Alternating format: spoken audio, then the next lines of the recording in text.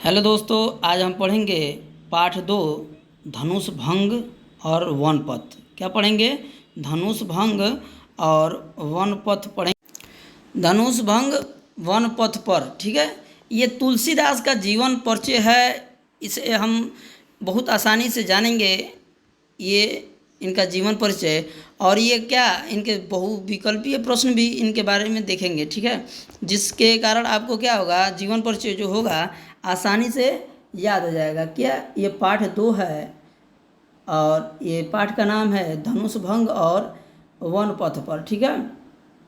ये किसका जीवन परिचय है? तुलसीदास जी का, ठीक है ना। अब देखिए हम लोग इनके बारे में जानेंगे अब, ठीक है। इनके बारे में हम लोग जानेंगे। इनका जन्म जो है 1554 में हुआ था। कब हुआ था? 1554 में हुआ था, ठीक है। इनका जो जन्म स्थान है, क्या जन्म स्थान, वो क्या है? राजापुर बांदा, उत्तर प्रदेश। क्या है? राजापुर बांदा, उत्तर प्रदेश में इनका जन्म हुआ था, ठीक है। इनके माता का नाम हुलसी था। क्या इनके माता का नाम हुलसी था और इनके पिता का नाम आत्माराम दुबे था। क्या था? इनके पिता का नाम आत्माराम दुबे था और इनके गुरु, क्या इनके गुरु नरहरि दास शेष सनातन। क्या? शेष सनातन इनका नाम नहीं है, इनके गुरु बस नरहरि दास है, ठीक है ना।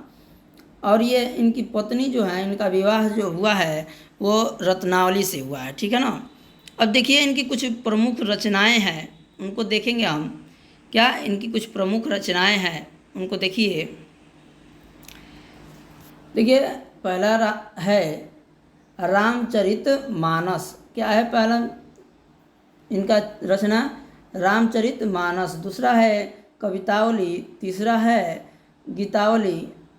अगला दिया है विनय पत्रिका। उसके बाद दोहावली, वरय, रामायण, ठीक है, जानकी मंगल, रामलाल, क्या राम लल्ला, ठीक है, राम लल्ला, नहुछु, क्या नहुछु, अब है वैराग्य संदीपनी। क्या? वैराग्य संदीपनी, कृष्ण गीतावली, पार्वती मंगल, रामाज्ञा रसनावली और हनुमान बाहुक, ठीक है। ये इनका जो है क्या है? रचना है, ठीक है ना। इनके रचनाओं का नाम है, ठीक है ना। आप लोग याद रखे रहिएगा, इसको जीवन परिचय में लिखना पड़ेगा, ठीक है। उसके बाद देखिए ये अपने जीवन में इनके क्या घटित हुआ है उसके बारे में देखेंगे। देखिए अभूतमूल्य नक्षत्र में जन्म होने के कारण इनके माता पिता ने इन्हें त्याग दिया था। क्या इनका क्या अभूत मूल नक्षत्र में एक नक्षत्र होता है, उस नक्षत्र में जन्म लेने के कारण इनको क्या किए? इनको इनके माता पिता त्याग दिए। देखिए ये जन्मे थे तो ये पहले ही क्या इनके मुंह से निकला था? राम। क्या निकला था? राम निकला था, ठीक है ना, इनके मुख से। इसलिए इनका नाम राम बोला पड़ा है। क्या? राम बोला। इनके बचपन का नाम क्या था? राम बोला था।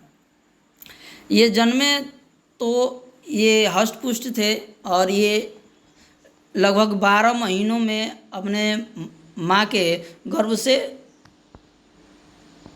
उत्पन्न हुए थे, ठीक है, पैदा हुए थे। उसके बाद ये हष्ट पुष्ट थे और पहले क्या करने, इनके मुख में दांत थे, ठीक है। इस और ये क्या किए? पहले ही किसका नाम लिए? राम का नाम है। तो सभी लोगों ने कहा कि ये पुत्र क्या है? राक्षस है, ठीक है। इसके कारण, बोलने के कारण इनके घर वाले जो माता पिता थे वो कहा कि इनको घर से निकाल दिए, ठीक है, इनको घर से निकाल दिए। स्वामी नरहरि दास ने इनका पालन पोषण किया। जो स्वामी नरहरि दास थे इनके गुरु, इनका क्या किया? पालन पोषण किया। काशी के शेष सनातन नामक विद्वान ने इन्हें वेदों, क्या इनके जो सनातन धर्म के विद्वान थे, क्या किए? इन्हें वेदों, पुराणों आदि ग्रंथों का क्या किया? ज्ञान कराया था, ठीक है ना। इनका विवाह क्या दीनबंधु इनका विवाह दीनबंधु पाठक की कन्या रत्नावली से हुआ था। वे पत्नी के प्रेम में बहुत अनुरक्त थे। देखिए ये अपने पत्नी के प्रेम में बहुत ही अनुरक्त थे। कहने का मतलब ये है अपने पत्नी के प्रेम में बहुत ही ज़्यादा ये क्या रहते थे। ठीक है, अपने पत्नी के प्रेम में बहुत ही अनुरक्त थे। ये जो इनकी पत्नी थी उनके प्रेम में बहुत उनसे प्रेम करते थे। उनके प्रेम में इतने लीन थे, ये इतने उत्साहित थे कि इनकी पत्नी इनका एक पुत्र था। ठीक है, वो पुत्र गुजरने के बाद ये अपने पत्नी से एक पल भी दूर नहीं रहते थे, उनके पास ही रहते थे। एक दिन ये घर से कहीं बाहर गए थे तो इनकी पत्नी ने क्या बिना बताए ही अपने मायके चली गई। ठीक है, अपने मायके चली गई और ये क्या घर जब आए तो इन्होंने देखा कि पत्नी नहीं है। ये क्या किए, तुरंत चले गए वहाँ। ठीक है, रात का समय था और रात में ही वो चले गए। जब उन्होंने देखा कि ये आए हैं तो उन्होंने कहा कि क्या, वो बहुत ही लज्जित हुई, शर्म के कारण बोली। ठीक है, कि आप जितना हमसे प्रेम करते हैं उतना प्रभु राम से प्रेम करते तो आज कुछ और होते, महान बन गए होते। ठीक है, इसलिए इन्होंने क्या किया, सब प्रेम त्याग दिया, मोह माया। इन्हें प्रेम का बहुत ही धक्का लगा। ठीक है, अब आगे देखिए इनके बारे में देखेंगे। ठीक है, कि पत्नी के उद्देश्य से, ठीक है, उपदेश से ही इनके मन में वैराग्य उत्पन्न हुआ। क्या हुआ, इनके पत्नी के उपदेश से ही इनके मन में क्या हुआ, वैराग्य उत्पन्न हुआ। इनका जीवन काशी, अयोध्या और चित्रकूट में अधिक व्यतीत हुआ। क्या, इनका जो जीवन है काशी, अयोध्या और चित्रकूट में बहुत ही ज़्यादा ये व्यतीत किए। और इनका मृत्यु काशी, क्या, इनका जो मृत्यु हुआ काशी के 80 घाट, ठीक है, काशी के 80 घाट पर 1600, ठीक है, संवत क्या 1680 में, ठीक है, 80 में हुई। ठीक है, इनका मृत्यु जो हुआ 1680 में हुआ था। ठीक है, अब आगे देखेंगे हम इनकी कुछ प्रमुख रचनाएं हैं। ठीक है, रचनाओं के बारे में जानेंगे। कह रहे हैं कि गोस्वामी तुलसीदास के निम्नलिखित 13 ग्रंथ हैं। कितने ग्रंथ हैं, 13 ग्रंथ हैं। ठीक है, अभी ऊपर हम बताए हैं जिनका नाम, ये सब नाम है आप लोग, ये 13 हैं। ठीक है ना, ये प्रमुख हैं, ठीक है ना, मुख्य हैं। आप लोग एक बार और देख लीजिए। क्या, रामचरितमानस, विनय पत्रिका, कवितावली, दोहावली, गीतावली, बैरय, रामायण, जानकी मंगल, रामलला, ठीक है, नाचू, वैराग्य संदीपनी, कृष्ण गीतावली और पार्वती मंगल। उसके बाद दिया है रामाज्ञा प्रश्नावली और हनुमान, क्या, हनुमान बाहुक। ठीक है, ये इनके क्या हैं, रचनाएं हैं। अब देखिए इस जीवन परिचय से जुड़े कुछ महत्वपूर्ण बहुविकल्पीय प्रश्न हैं, जिसके कारण आपको क्या होगा, इनका जीवन परिचय जो है आसानी से याद हो जाएगा। ठीक है, ये बहुविकल्पीय प्रश्न बताने का यही रीजन है। ठीक है, कि जिसके कारण आपको क्या हो, ये जीवन परिचय पूरी तरह से याद हो जाए। ठीक है ना, तो देखिए पहला प्रश्न दिया है आपका कि तुलसीदास हिंदी साहित्य के किस काल से संबंधित हैं। पूछ रहा है किस काल से संबंधित है। पहला दिया है आदिकाल, दूसरा दिया है भक्ति काल, तीसरा दिया है क्या, रीतिकाल, और चौथा नंबर दिया है क्या, आधुनिक काल। हम लोग को बताना है ये किस काल से संबंधित हैं।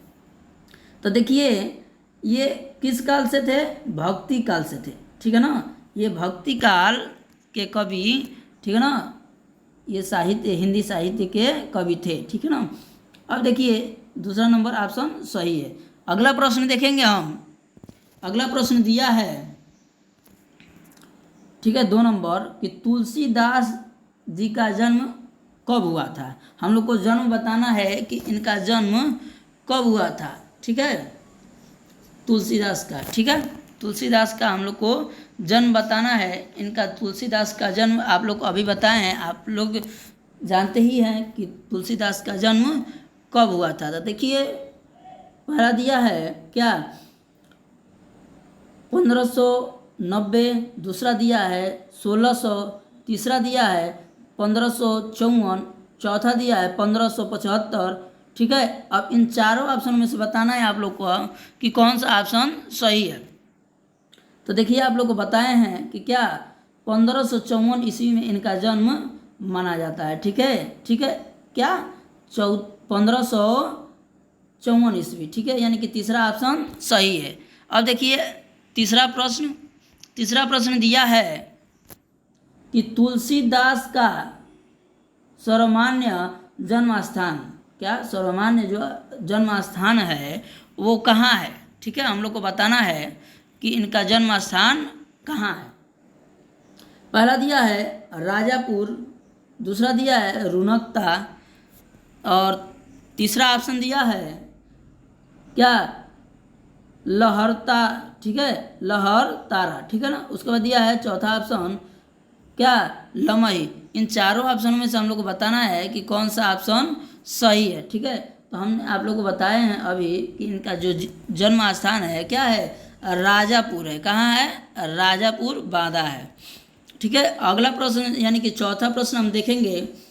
ठीक है, चौथा प्रश्न कह रहा है कि तुलसीदास जी का मृत्यु कब हुआ था। ठीक है, तुलसीदास जी का मृत्यु कब हुआ था। यह पहला ऑप्शन क 1650, ख नंबर दिया है 1660, तीसरा दिया है 1670 और घ दिया है 1680। तो हम लोग को बताना है कि इनका मृत्यु कब हुआ है। ठीक है ना, तो देखिए इनका मृत्यु जो है कब हुआ, 1680 में इनका मृत्यु हुआ था। ठीक है, यानी कि चौथा नंबर ऑप्शन घ सही है। क्या 1680। देखिए अब अगला प्रश्न देखेंगे हम लोग। अगला प्रश्न है इनका कि तुलसीदास भक्ति काल की किस शाखा के कवि हैं। हम लोग को बताना है ये किस शाखा के कवि हैं। पहला ऑप्शन दिया है क कि राम भक्ति शाखा, दूसरा दिया है कृष्ण भक्ति शाखा, तीसरा दिया है प्रेमाश्री शाखा और चौथा दिया है ज्ञानयात्री शाखा। ठीक है, हम लोग को बताना है कि कौन सा ऑप्शन इसमें से सही है। ठीक है, तो देखिए तुलसीदास केवल राम को ही ज़्यादा क्या करते थे, मानते थे, उनकी पूजा करते थे, इसलिए क्या वो राम भक्ति शाखा के क्या थे, कवि थे। ठीक है, बात समझ में आया। अब देखिए पांचवा प्रश्न हो गया। छठवां प्रश्न हम लोग देखेंगे। छठवां प्रश्न दिया है कि तुलसी ने रामचरितमानस की रचना किस भाषा में की है। हम लोग को बताना है कि तुलसीदास ने रामचरितमानस की रचना किस भाषा में की है। तो देखिए तुलसीदास जी ने जो बोला है कि किस भाषा में किया है रामचरितमानस का, तो पहला दिया है ब्रज भाषा, दूसरा दिया है अवधी भाषा, तीसरा दिया है भोजपुरी भाषा और चौथा दिया है मैथिली भाषा। तो देखिए इसमें से ख नंबर ऑप्शन आपका सही है, अवधी भाषा। ठीक है ना, कौन सा, अवधी भाषा, ख नंबर ऑप्शन सही है। अगला प्रश्न देखेंगे 7 नंबर प्रश्न दिया है आपका कि तुलसी की भक्ति किस प्रकार थी। तुलसी की भक्ति किस प्रकार थी। क नंबर ऑप्शन दिया है आपका क्या संख्य भाव, दूसरा दिया है दास्य भाव, तीसरा दिया है शिष्य भाव और देखिए चौथा ऑप्शन दिया है इनमें से कोई नहीं। क्या, इनमें से कोई नहीं। देखिए अब इनमें से बताना है हम लोग को कि कौन सा ऑप्शन सही है। पहला ऑप्शन सही है, दूसरा ऑप्शन सही है या तीसरा या चौथा। ठीक है, तो इन चारों ऑप्शनों में से हम लोग का क्या है, दास्य भाव, क्या है दास भाव क्या है, सही है। तो जो दिया है दास्य भाव वो क्या है, ऑप्शन सही है 7 नंबर का, ठीक है ना। और देखिए अगला सवाल देखेंगे हम लोग, ठीक है, सॉरी अगला प्रश्न देखेंगे। अगला प्रश्न है 8वां कि तुलसीदास ने अपनी प्रसिद्ध ग्रंथ रामचरितमानस की रचना कब प्रारंभ की। हम लोग को बताना है कि रामचरितमानस को लिखना, ठीक है ना, कब प्रश्न ये शुरू किए हैं, ठीक है ना, ये कब शुरू किए हैं उसे लिखना है रामचरितमानस को। देखिए पहला दिया है 1631, उसके बाद दिया है 1640, उसके बाद दिया है क्या 1645 और लास्ट ऑप्शन दिया है 1650। ये कब लिखना प्रारंभ किए थे, तो देखिए 1631 में इन्होंने क्या किया, ये लिखना प्रारंभ किया है, ठीक है ना। देखिए अब क्या 9 नंबर प्रश्न देखते हैं हम। 9 नंबर प्रश्न देखते हैं। 9 नंबर प्रश्न है निम्न में से कौन सी रचना तुलसीदास ने की है। हम लोग बताना है इन चारों ऑप्शनों में से कौन सी इसमें से रचना है जो क्या तुलसीदास ने की है। पहला ऑप्शन है विनय पत्रिका, दूसरा ऑप्शन दिया है गीतावली, तीसरा ऑप्शन दिया है कवितावली, ठीक है, और चौथा ऑप्शन दिया है इनमें से कोई नहीं। हम लोग को बताना है कि कौन सा ऑप्शन सही है। तो हम देख रहे हैं कि विनय पत्रिका भी तुलसीदास ने ही लिखा है, गीतावली भी किसने लिखा है, तुलसीदास ने लिखा है, और कवितावली भी तुलसीदास ने लिखा है। और तो ये तीनों जब क्या तुलसीदास ने लिखा है, यानी कि चौथा ऑप्शन हम लोग का सही है। इनमें से सभी ये क्या है, सभी को ही तुलसीदास ने लिखा है। अब देखिए हम लोग 10वां प्रश्न देखेंगे। 10वां प्रश्न देखिए तुलसीदास के बचपन का नाम था, उनके बचपन का क्या नाम था। देखिए हम इनका जीवन परिचय बताते हुए आप लोग को बताए हैं कि इनके बचपन का क्या नाम था, ठीक है। तो देखिए ऑप्शन दिया है पहला कि राम बोला, दूसरा ऑप्शन दिया है कृष्ण बोला, तीसरा ऑप्शन दिया है श्याम बोला, और चौथा ऑप्शन दिया है इनमें से कोई नहीं, ठीक है।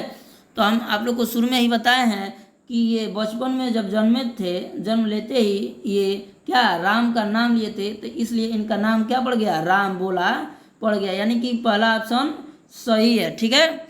देखिए अब 11 नंबर प्रश्न देखते हैं।